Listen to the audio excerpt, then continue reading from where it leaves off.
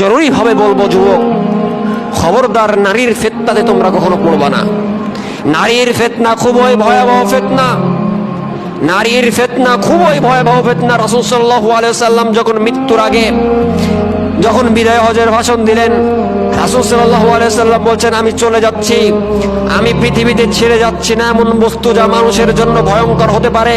একটু মনোযোগ দিয়ে লক্ষ্য করো যুবক, রাসূল সাল্লাল্লাহু আলাইহি ওয়াসাল্লাম বলছেন, আমি পৃথিবী থেকে চলে যাচ্ছি, পৃথিবী ছেড়ে আমি চলে যাচ্ছি, কিন্তু পৃথিবীতে এর এমন একটি ভয়ঙ্কর জিনিস রেখে যাচ্ছি, এমন একটি ভয়ঙ্কর জিনিস তোমাদের মাঝে আছে, যে এই ভয়ঙ্কর জিনিসের চাইতে আর ভয়ঙ্কর জিনিস হয় না।